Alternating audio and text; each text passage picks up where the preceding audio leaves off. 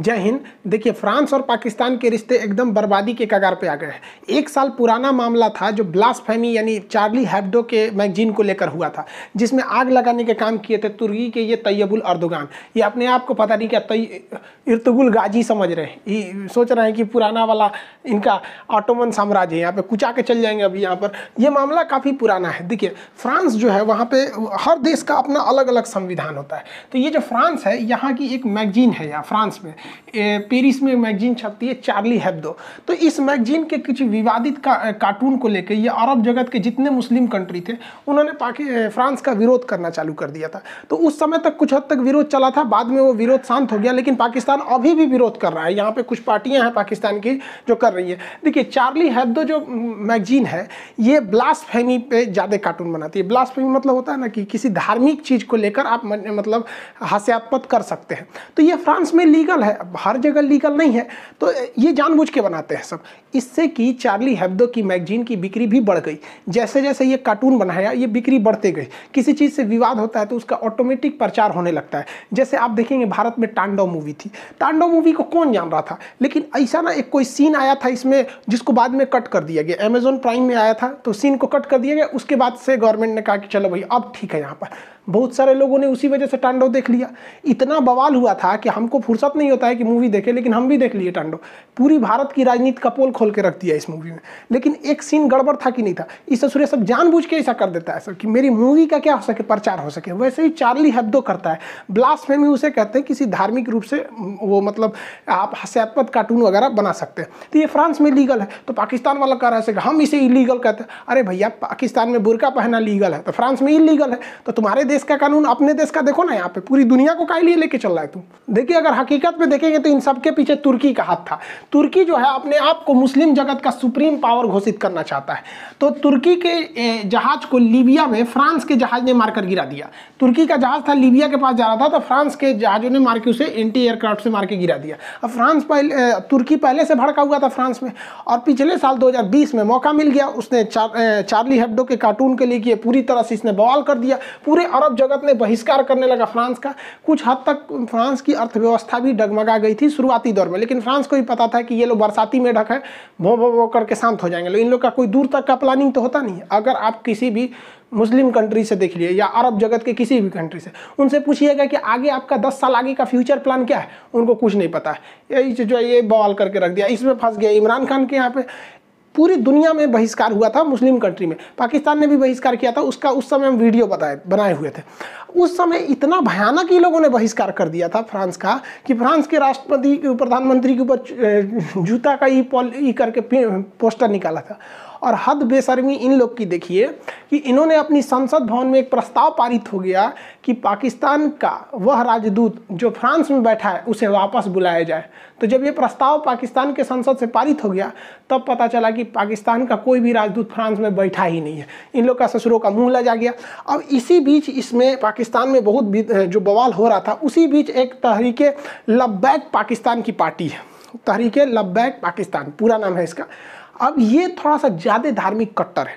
तो होता क्या है, देखिए, जो इलेक्शन होता है ना, डेमोक्रेसी, इसमें सबसे बड़ा चीज़ क्या होता है ना कि मेजॉरिटी के खुश रखो, मेजॉरिटी को अपने फेवर में रख लो, हम जीत जाएंगे। तो इस चोट्टा सब मेजॉरिटी के चक्कर में कभी सिखों के ऊपर अत्याचार करेगा, कभी ईसाइयों के ऊपर, कभी हिंदू के ऊपर, कभी जैन के ऊपर, मतलब वहाँ बौद्ध के ऊपर टॉर्चर करते रहो। वहाँ पर पाकिस्तान में तो ये कोई बहुत नया बात नहीं है। तो इन लोगों ने बढ़ चढ़ के हिस्सा लिया, फ्रांस को तो बर्बाद कर देंगे, ये कर देंगे। तो उस समय कोरोना था, तो इमरान खान ने इन लोग को समझाया कि देखो भैया 2020 है तो हम 2021 में फ्रांस के खिलाफ बहुत बड़ा एक्शन लेंगे, उनके राजदूत वगैरह को बाहर निकालेंगे। तो ये शांत बैठ गया सब। और जब 2021 आया ना तो भाई साहब ये बवाल कर दिया सर। कहा सर कि तुमने बोला था 2020 में कि हम फ्रांस के राजदूत को निकालेंगे, निकालो, 2021 आ गया। भाई एकदम भयानक हो गया। 11 को पुलिस वालों को ही कैप्चर करके लेके चले गए थे सब, तरीके लब्बैक वाले। बाद में उन्होंने छोड़ दिया उसको। अब इमरान खान दोनों डबल समस्या में पड़ गए कि ऐसा मैटर जो पूरी दुनिया भुला चुकी है उसमें किसी राजदूत को लौटा देना मतलब अपने रिश्ते को ख़राब करना है। लेकिन ये लोग ससुर सुधर नहीं रहे। और यहाँ पर अभी ये तहरीके लवबैक पार्टी जो है वहाँ पर, इसको काफ़ी ज़्यादा ग्राउंड मिल रहा है वहाँ पर प्रचार। छोटी मोटी पार्टियाँ क्या चाहती हैं, उल्टा सीधा बयान दे दो, ये कर दो, ताकि न्यूज़ में रहें हम, ताकि अगली बार में ये हो सके। ये लोकतंत्र में ये बहुत ख़राब खेल होता है। Kick out the France ambassador, France के राजदूत को बाहर निकालो। अब बताइए, फ्रांस के राजदूत को बाहर निकाल देने से इनका समाधान हो जाएगा? कोई समाधान नहीं होने वाला है। ये लोग रैली पे रैली करते जा रहे हैं। अब ये देखिए, ये रैली में ये बेचारा बचवा है, इसको क्या पता है कि राजदूत क्या चीज़ होता है? कोई पता नहीं है, लेकिन फ्रांस के राजदूत को बाहर ले जाएंगे हम। ये देखिए, इसको कुछ पता नहीं है। बाबू लोग, तुम लोग पढ़ लो, अब्बा के कहने पे मत आओ। अब्बा तो पंचर साटिए रहे हैं, अब ऐसे ही तुम लोग भी करेगा ना, तो बड़ा होकर तुम लोग भी पंचर साटेगा लो। तो पंचर मत साटो, वरना तुमको तो पता ही है, नहीं तो कुछ नहीं होगा तो चौराहा बैठ के मीट काटेगा तुम, बकलोल कहीं का। बताइए, ये उम्र है बच्चों को यहाँ पे ले आने का। बैनर से छोटा बेचारा ये है, क्या कीजिएगा? 18-19 को पैदा होने से तो कोने काम आएगा से, कोनो बर्तन धोएगा, कोनो बकरी काटेगा, कोनो पंचर साट, 1-2 रहे सब, तब ना आदमी बहुत बेहतरीन नाम रखता है। इन सोच रहे इनको नामों कौन सी होगा, छोटका मझिला पतरका, यही सब करेगा सभी। पाकिस्तान की सरकार को भी वहाँ के आवाम को समझाना चाहिए कि देख बाबू, अगर फ्रांस के राजदूत को हम लौटा दिए तो चलो, क्या अगले दिन अमेरिका में भी ऐसा कार्टून बनेगा तो अमेरिका के राजदूत को भी बाहर निकाल दो, रूस के राजदूत को बाहर निकालो, चीन के राजदूत को बाहर निकालो, पता चला पूरे दुनिया के राजदूत को निकालो तो खाओगे तुम लोग कौन चाहिए? तो सोचा तुमने कि सही से रोटी चावल नहीं मिलता, उस पर नफासत देखो इतना। और फ्रांस ने तो अपने यहाँ अपने एडवाइजरी जारी कर दिया है कि जो भी लोग फ्रांस में बिजनेस करने के लिए गए हैं, वो 4000 के लगभग लोग हैं, वो वापस आए। और फ्रांस ने अपने दूतावास में राजदूत को छोड़ा है, वहाँ पे लगभग 15 जो डिप्लोमेट होते हैं, राजनयिक होते हैं, उन्हें वापस बुला लिया है। और अब तब हुआ है पाकिस्तान के असेंबली में भी ये प्रस्ताव गया है कि राजदूत को निकाला जाए कि नहीं निकाला। बताइए, ये मैटर, धार्मिक मैटर को राजनीतिक मैटर बना दिया है यहाँ पर। और यही वजह है कि पाकिस्तान बर्बाद हुआ वहाँ पर। अगर फ्रांस के राजदूत को पाकिस्तान लौटा देता है तो एकदम रिश्ते खत्म हो जाएंगे, क्योंकि पाकिस्तान का कोई राजदूत फ्रांस में बैठा नहीं है। एक ही रास्ता, यही राजदूत, अगर इसको भी लौटा देंगे तो पूरी रिश्ते खराब हो जाएंगे, पूरी दुनिया में इनका कॉन्फिडेंस लो हो जाएगा। और ट्रेड में तो इन्हीं लोग को फायदा होता था, फ्रांस को ये ज़्यादा बेच पाते थे। ट्रेड में लॉस अलग हो जाएगा इन लोग को, पाकिस्तान वाले को। वैसे भी इनकी अर्थव्यवस्था कर्जा के दौर पे चल रही है यहाँ पर। और इस सब को देखते हुए फ्रांस ने भी इन लोग को चिपका दिया है। क्या कहा है कि फ्रांस ने पाकिस्तान को दिया था मिराज 2000 जहाज। ये मिराज 2000 जहाज भारत के पास भी बहुत ज़्यादा संख्या में है। जहाज का नाम है, ये संख्या नहीं है 2000, मॉडल नंबर है यहाँ पर। ये जहाज बड़ी पुराने हैं, लेकिन उस समय के बहुत घातक थे। आज यही वो मिराज जहाज है जो कारगिल की लड़ाई में बहुत महत्वपूर्ण भूमिका निभाया था। तो फ्रांस ने कह दिया कि देखो भैया, ये जो मिराज जहाज है, इसका जितना पार्ट पुर्जा है, ये पार्ट पुर्जा अब हम नहीं देंगे, तुम लगा लो। तो ये बेचारा इमरान खान ने चाइना को बोला कि हमारा पार्ट पुर्जा आप दे दीजिए। तो चाइना ने कहा ठीक, हम दे देंगे। तो पाकिस्तान के पायलट ने कहा कि ना, हम ना उड़ाएंगे। सोचा चाइनीज पार्ट पुर्जा रास्ता में बंद हो जाएगा, कोई गारंटी नहीं है। फंस गया, इनका डिफेंस सिस्टम भी फंस गया यहाँ पर। क्या होगा देखिए, जब कभी पंचर साटने वाले लोग रफाल बनाने वाले लोग को चैलेंज करेंगे ना, तो यही होगा। पाकिस्तान की अर्थव्यवस्था में सबसे ज़्यादा योगदान इनको मीट काटने में होता है। सोच रहा कुछ नहीं मिला तो बकरी लेके 4 जगह काटने लोगों। और ये लोग चैलेंज कर रहे हैं दुनिया के सबसे बड़े जहाज एयरबस बनाने वाली कंपनी को। हद होती है इन लोग की। देखिए, पता नहीं सोच रहा कोने नशा में रहता है सभी। फ्रांस से संबंध टूटने में ना इनको एक और जबरदस्त घाटा लगेगा, GSP+ स्टेटस का। इस स्टेटस को रखने वाले देशों को यूरोपीय यूनियन में आराम से व्यापार करने के लिए सामान बेचने की छूट होती है। और अगर फ्रांस से रिश्ते टूटे तो ये लोग अपना सामान भी यूरोपीय यूनियन में नहीं बेच पाएंगे। और यूरोपीय यूनियन में नहीं बेच पाने के बाद और भी इन्हें घाटा लगेगा, क्योंकि ये हर जगह से कर्जा लेके बैठे हैं। सऊदी अरब से लिए हैं, UAE से लिए हैं, चाइना से लिए हैं, वर्ल्ड बैंक से लिए हैं। देखिए, वर्ल्ड बैंक जो होता है, international bank for reconstruction and development इसका पूरा नाम होता है। तो वर्ल्ड बैंक जो होता है, वर्ल्ड बैंक कभी भी आपको लॉन्ग टाइम के लिए कर्जा देता है, शॉर्ट टाइम के लिए नहीं। ये क्वेश्चन पूछेगा आप लोग से, तो याद रखिएगा यहाँ पे कि ये हमेशा लॉन्ग टर्म का कर्जा देता है, 15 साल, 20 साल, 30 साल के लिए। और ये किसी न किसी डेवलपमेंट के लिए देता है वर्ल्ड बैंक। जबकि IMF इससे उलट है। IMF जो होता है, ये शॉर्ट टर्म के लिए पैसा देता है, 1-2 साल के लिए देगा, 3 साल के लिए देगा। और ये कब देता है? जब आपका लेन देन बिगड़ जाता है। तो लेन देन जो बिगड़ जाता है ना, इसे कहते हैं हस्तांतरण। तो ये जब ये बिगड़ जाता है ना, कैश डिपोजिशन बिगड़ जाता है, तो IMF शॉर्ट टाइम के लिए देता है। अब बताइए, किसी ने इससे भी कर्जा ले रखा है, इससे भी ले रखा है, अब कहाँ जाएगा? तो 3rd नंबर पे इन लोगों ने कर्जा लिखा है पेरिस क्लब से। अब सोचिए, जिस कंपनी का नाम तक नहीं सुने हैं आप लोग, वहाँ से ही ससुरा कर्जा लेके बैठा है सब, पहुँचा हुआ फकीर है सब यहाँ पर। और अगर फ्रांस से रिश्ता बिगड़ा ना तो ये पेरिस क्लब वाला अपना 11 बिलियन डॉलर का इनसे कर्जा वापस मांगेंगे सब, तो इनको सब चीज़ बेचना पड़ जाएगा अपना। देखिए, पाकिस्तान के जो जालीदार लुंगी छाप मौलाना हैं उनको ये बात नहीं समझ में आ रही है कि पाकिस्तान के लिए फ्रांस कितना ज़रूरी है। देखिए, ये यूरोपीय यूनियन है, यूरोप वाले अपना एक यूनियन बना के रखे हैं, ये अपने यूनियन के हिसाब से ही काम करते हैं, जो यूनियन से पास होता है वही करते हैं। इन लोग का बहुत तगड़ा है यूनियन, ये यूरोपीय यूनियन। इस यूरोपीय यूनियन में ब्रिटेन भी था, लेकिन ब्रिटेन इस यूरोपीय यूनियन से अलग हो गया है। अब बात आती है, अब इसमें पावरफुल बचा कौन? तो इस यूरोपीय यूनियन में अब पावरफुल बच गया है तो केवल और केवल फ्रांस बच गया है, क्योंकि फ्रांस अब एकमात्र यूरोपीय यूनियन का देश है जिसके पास वीटो पावर है, वो किसी भी प्रस्ताव को यूएनओ में जाके रोक सकता है।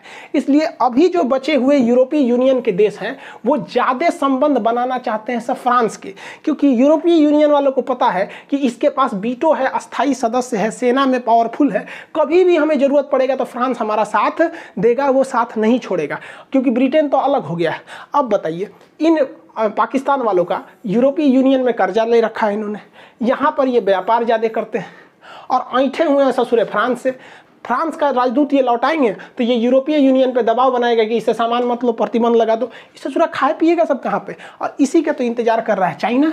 चाइना तो ससुरा इन लोग को ऐसा ना भिखारी बना देगा ना, 1 रुपया फ्री नहीं देता है, सब चीज़ कर्जा में देता है। तो जाके वहाँ से ले लो ना, चाइना में सामान बेच दिया आप, CPEC सड़क बनाए, GDP से ढेर पैसा उसी में लग गया।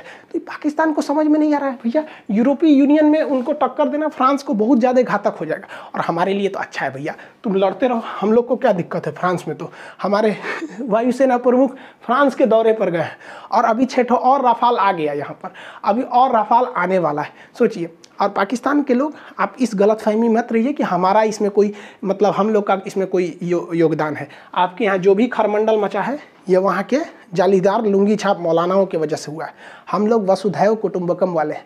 हम ये नहीं कहते हैं कि फ्रांस का गला काट दो, इसका गला काट दो। हमारे लिए सबसे पहले हमारा देश होता है, देश के बाद हम समाज देखते हैं, इंसानियत देखते हैं और बाद में हम धर्म देखते हैं। आप लोग की तरह नहीं कि अपने धर्म लो बाकी सबको काट डालो, ये सब नहीं होता हम लोग के लिए। हम लोग मत सोचिएगा कि हम यहाँ पे, हम तो भारत सरकार से कहते हैं कि पाकिस्तान को टेंशन देना है ना तो जोधपुर के पास यहाँ फ्रांस को कुछ 6 महीना के लिए एगो वायुसेना का अड्डा दे दीजिए। इससे चुरा टेंशन से मर जाएगा सब पाकिस्तान वाले कि वहाँ से भगाए, तो इससे चुरा खोपड़िया पे ले आके बैठा दिया हम लोग को। पाकिस्तान जो अपने धर्म को बहुत आगे बढ़ा रहा था ना, इन लोग को अपने धर्म लेके डूब जाएगा। वहाँ इन मौलानाओं का बोलबाला हो गया है। हम आपको इनकी हकीकत बताते ये कितने पढ़े लिखे होते हैं। 5 रुपया फीस देकर मदरसा में पढ़े हैं। अब आप खुद सोचिए, अगर आपका बेटा पान खाएगा तो आप अपने बेटा को क्या कहिएगा? शाबाश बेटा पान खाया है, थूको थूको, हम कटोरा लाते हैं थूको। आप 2 तमाचा मारिएगा, साला पान खा के क्यों आया है। लेकिन ये लोग, इन लोग को अगर घर बुलाइएगा ना तो सब मौलाना पान खा के आएगा। थूकने के लिए आओ अस्सलाम वालेकुम, थूकने के लिए जाइए तो चलम की थूक के कहेगा कि हाँ हाँ अब क्या काम है। अरे यार, तुमको डिसिप्लिन नाम का चीज़ नहीं है। एक टीचर के पोस्ट पे हो ना, तो टीचर को क्या पान फूंक के जाना चाहिए, सिगरेट फूंक के जाएगा? नहीं, वहाँ इन लोग को नहीं समझ में आएगा। सब पान खाएगा वहाँ पे, क्या संस्कार सिखाएगा, यही होगा। और हर बात पे देखो, इन लोग को समझ में आता है कि दुनिया जो है ना फ्री फायर है, पबजी है, और ऊपर वाला अल्लाह बैठ के खेल रहा है, हम सब लोग ऐसे ही से मरा रहे हैं। कोनो बात पे कहेगा सब जो करता है अल्लाह की मर्जी से करता है। तो पाकिस्तान में जो बर्बादी हो रही है ना, अल्लाह की मर्जी से हुई है। 1971 में जो तुम्हारे 93,000 फौज हारी थी ना, अल्लाह की मर्जी से हारी थी। 2014 में मोदी जी जीते ना, अल्लाह की मर्जी से जीते। सर्जिकल स्ट्राइक पे ठोकाए, अल्लाह की मर्जी से। एयर स्ट्राइक में ठोका है, अल्लाह की मर्जी से। कहो, हर बात में अल्लाह की मर्जी से बोलता है सब। NRC भी आ रहा है ना, तो किसके मर्जी से? पत्ता भी नहीं हिल सकता है बिना अल्लाह की मर्जी के।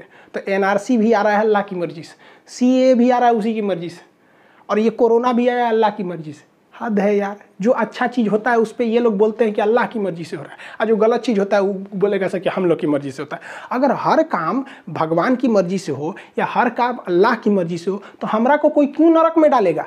हम किसी को गोली मार देंगे, भगवान हमको नरक में डालेगा कि खान साहब तुम गोली मारे थे। हम कहेंगे हम क्या मारे थे? आप ही का तो मौलाना सिखाया था कि हर काम अल्लाह की मर्जी से होता है, आप जाइए नरक में, हमको क्या डाल रहे हैं आप?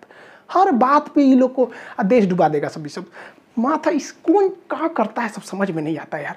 ये 5 रुपया फीस दे के पढ़िएगा तो यही होगा ना। शिक्षा सस्ती होनी चाहिए, लेकिन इतनी भी सस्ती कर दीजिएगा ना तो यही हाल हो जाएगा। देखो भाई पाकिस्तान वाले मौलाना साहब लोग, आप लोग को हम कैसे समझाएं। हमारे यहाँ हिंदुस्तान में भी यही होता है, जब इंसान असहाय हो जाता है ना तो खुद को तसल्ली देने के लिए कहता है कि सब तो किस्मत का खेल है, सब ऊपर वाला। देखो भाई ऊपर वाला भी क्या करता है ना, हम लोग को बुद्धि दे दिया, समझदारी दे दिया, इंसान को सबसे बुद्धि में श्रेष्ठ बनाया, उसके बाद कहा कि तुम अपने से डिसाइड करो ना कि क्या सही है और क्या गलत है।